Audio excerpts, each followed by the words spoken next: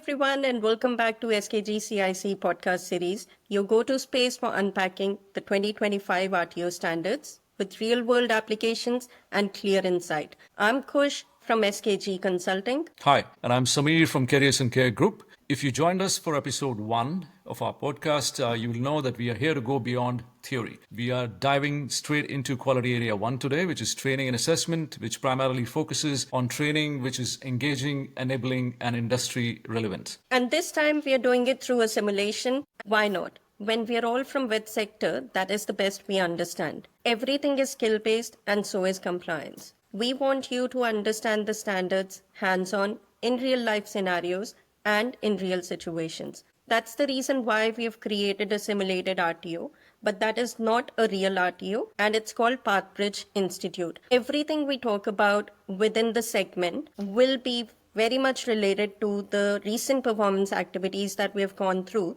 So all the scenarios will be very close to the real situation. However, there is no RTO that exists as PathBridge Institute. Correct. And that'll be really exciting, I'm sure, Kush. And exactly, the goal is pretty simple. We'll help you to see how the outcome standards play out in day-to-day RTO operations. Let's get right into it.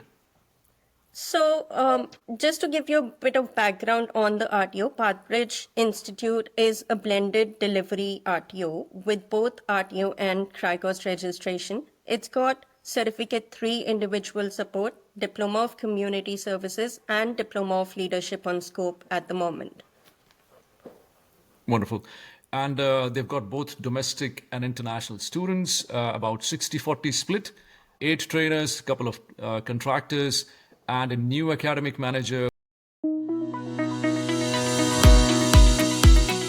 All right, so let's start with the training structure. Now, PathBridge's training and assessment strategy says there is adequate time for students to practice and simulate activities, but in reality, the student feedback talks about rushed delivery, now especially in the CHC units. That's definitely a red flag, Sam. With the new outcome standards 1.1, training has to be structured and paced to support the student progression. That is very clear with the outcome standards. And it's not enough to just put a line or a paragraph in the TAS stating that the delivery is structured and paced. It needs to align with all the supporting documents, whether we talk about the timetables, whether we talk about the session plans, and each and every operational item that dictates the delivery schedule of the TAS should match with the pace and structure of the training and delivery. Absolutely. No, you're right. And also, it is very important to check that the students are getting sufficient time to reflect on the training that they have received, not just rushing them through the PowerPoint slides and, just finishing off the training. And in fact, the students need to be given opportunities to rehearse skills before they are assessed. Now, that is something that is being stressed in the new standards, and sufficient training and practice prior to assessment is the key. I believe what PathBridge can do, they can build session plans with some micro scaffolding, which probably would involve explanation, demonstration, practice, feedback, reflection before they actually go into the assessment. Yes. So now And that's the key. We can also include like a detailed delivery schedule as part of their training and assessment strategy. I understand we always used to have the traditional training and assessment schedule at the end of the task, but now instead of just having the schedule for the assessment, and we have to make sure that the assessment is not happening prior to the training, like it's happening at the end of the complete training is delivered. So all those tiny tweaks that are needed within the task, we call them tiny, but when we talk about the impact, it's going to have a huge impact on the overall training that's going to happen. Correct. No, you're right. Absolutely. So the other non-compliance that was noted as part of the performance activity was around the assessment systems. There was an assessor checklist for one of the units, which was again updated from the previous superseded version of the unit. So the mapping documents did not align, and there was no benchmarking answers that were included as part of the unit. What do you have to say on that? Now, that's very critical, I believe, because It's a breach of 1.3b, I guess, where the Pathbridge Institute, it is required to ensure that all the assessments, they are consistent with the requirements of the training package. And without proper mapping and clear assessor instructions, they are actually at risk of inconsistent and unfair assessment judgments, which can put them into, a big problem moving forward. Yep. Yeah, And that's very important. when we talk about the validation, if there was a quality review of the tool that happened prior to implementation, that would have definitely picked up the gap, because if there's a proper system in place prior to implementation of the assessment tools, where we are going through the assessment, we are making sure that it is contextualized. There's no option now. There is no space now in the new standards to negate that or to avoid that. You have to have that practice in place where you're going through the assessment tools prior to implementation, and you make all the changes that are required when it comes to contextualization. For example, whether that's happening in the workplace or simulated environment, you have to update the assessment tool to suit the delivery requirements of your Absolutely. And that gives a lot of confidence to the trainers as well, I've seen. If you've got properly validated tools handed over to the trainers, they are very confident when they are delivering it. And that reflects in the training and, eventually in the assessment as well. For sure. Okay, now let's talk about the facilities, resources, and the equipments. Now, in one of the units, students were assessed on community-based case scenarios, but there was no simulation, no observation checklists, and no actual client interaction. Now, that I believe is, again, a red flag. Definitely. With the assessment, we talk about the assessment being valid, reliable, and sufficient. If the unit requires interaction and observation or the workplace application, you need the tools to demonstrate the same. You need the tools and the resources to support the same. So if you do not have access to the real life scenario as part of your workplace requirements, then you're not meeting the requirements of the unit. Then you're not meeting what assessment conditions should be met as part of the assessment requirements. Absolutely. And especially with the CHC qualifications, the simulations, they require to be very structured, realistic, and very well documented, and not just write what you do kind of responses won't work, because it needs to be in the workplace setting, role play, it has to be properly instructed what exactly is required, what is the duration of the role play, who's going to play what. Yeah. Structured criteria for skills observation with explicit performance expectations and benchmarks. I believe it is very important, especially in the CHC qualifications, to structure it and create a framework before you jump into the assessments. Definitely. And I think assessors should also have clear instructions on, how to replicate a real life environment if they're conducting the unit in simulation. I think that's another area within the assessments that needs to be looked at very carefully. It's not just about setting up a simulated environment or giving a scenario or something.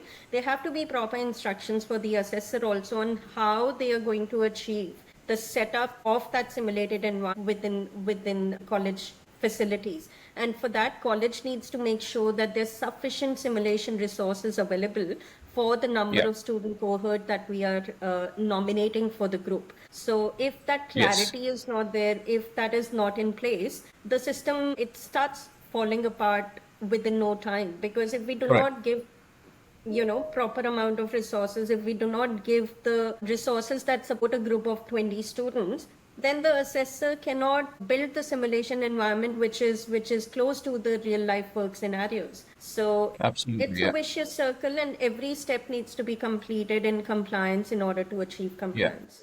Yeah, correct. That's very important, yes. So one of the other non-compliance that we came across as part of the performance activity with Pathbridge was that the students' work placement. So the students were placed for the work placement, but then the agreements were out of date for that workplace. So they were either expired or, they were not sufficient for the number of students that were placed. So there were gaps in the documents over there. What's your take on that? Yeah, see, what I've observed is this is a very common area where I see a lot of non-compliances, especially with the CHC qualifications. Now, that's definitely a breach of 1.12e, where the community-based learning is required. Now, the RTOs must ensure necessary skills and knowledge can be attained in the environment.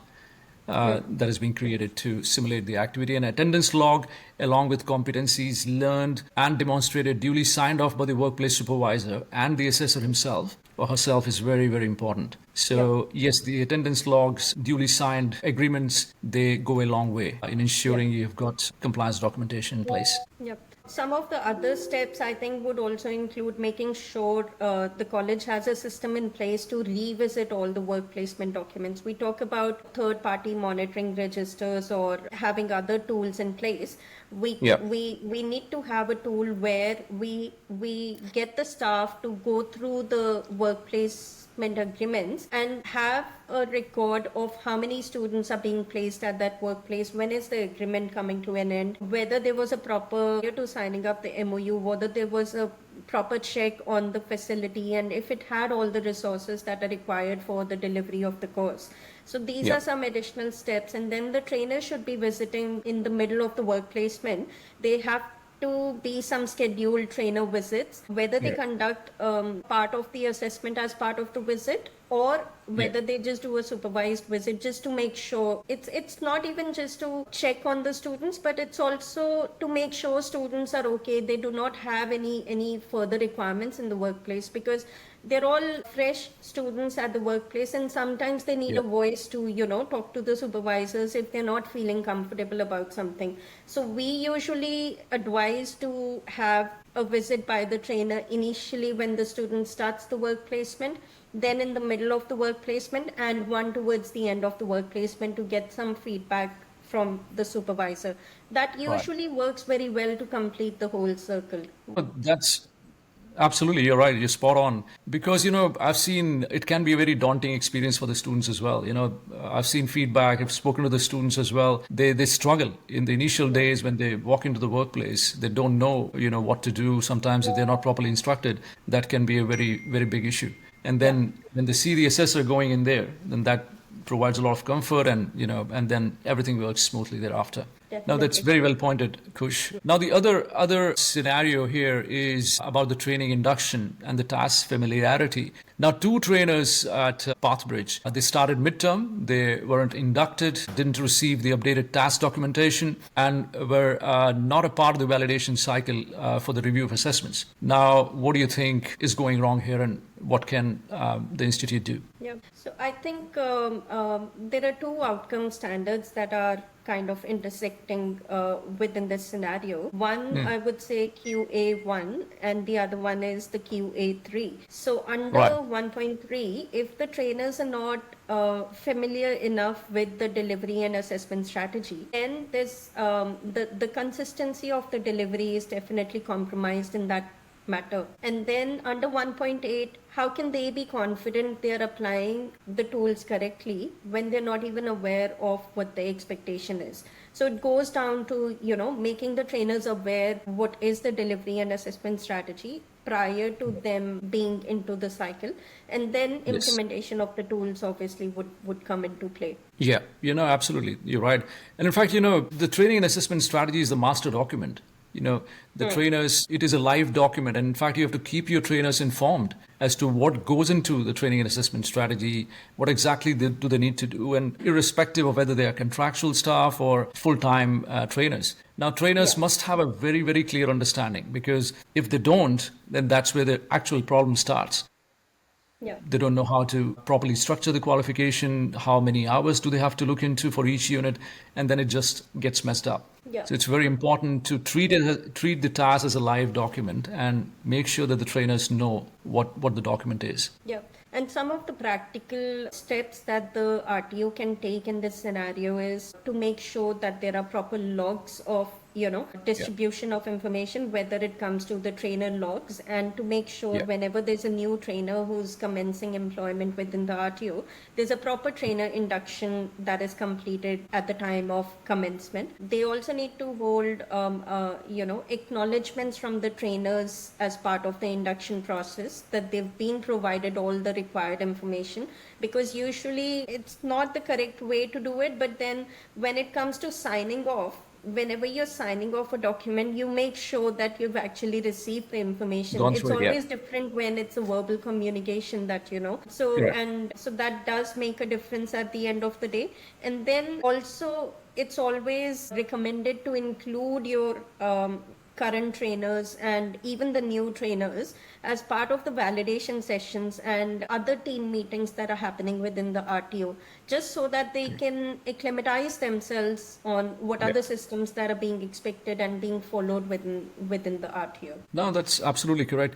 And there's one thing that I usually do. I recommend the RTOs to conduct internal professional development programs run by their own trainers. So, then they are bound to go through the documentation and prepare PowerPoint slides and then talk to the other trainers about what actually is in the task. Yeah. So it is sort of an internal validation as well. And they also, during the process, they learn a lot. They know exactly what's there in the task. Yeah. And then the trainers take turns. So Yeah. one of the trainers can talk about training assessment strategies to the other trainers. Then the other person can talk about validation to the other trainers. And there's a cross learning and Yeah. there is a triangulation as well. So they understand what is what. Definitely. Yes. So now, okay, let's take a scenario, Sam. Say, suppose Pathbridge came to us for advice after having all these non-compliances. To Yeah. sum it up, what is the advice that we give to him not him, but to the college Yeah. in order to return to compliance and to get out of the cycle? I think, we have seen about 3 or 4 different scenarios here. In fact, they need to run a quality area 1 review workshop, I believe, to start with, so that the trainers and the academic team is up to speed. They understand what the requirements are, what are the expected outcomes. They also, in terms of the issues around the assessment tool, they need to, make sure that there is a validation checklist that is being used Yep. prior to the assessments being actually used for delivery.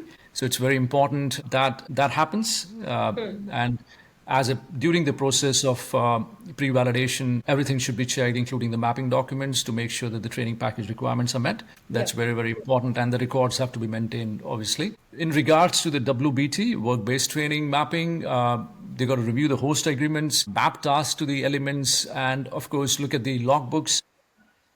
Point where the trainer signs and the workplace supervisor signs, all of that has to be very clearly conveyed to the assessor and to the students as well, because I've seen students coming back with unsigned documents. They said, I've completed the work placement, but I didn't know where to get supervisor signatures. So it's very important for the students to And be oriented sometimes as the to. supervisors, they also comment, there's too many signatures, so Correct. how many Yeah. pages do you want us to sign? But unfortunately, Absolutely. whatever needs to be done needs to be done. Needs to be done, absolutely. Yeah. And in terms of the task induction workflow, it's important, as we spoke about just a minute ago. The trainers, it's a live document. Every trainer needs to go through the training and assessment strategy. They need to understand how the delivery is structured. So that orientation and induction is very, very important. And these are the kind of important tips that we have to start with, I guess. Of course, with a complete review of the quality area 1, which is training and assessment. And I'll also add that we cannot leave the governance out, because everything that we do would finally fall under the QA4.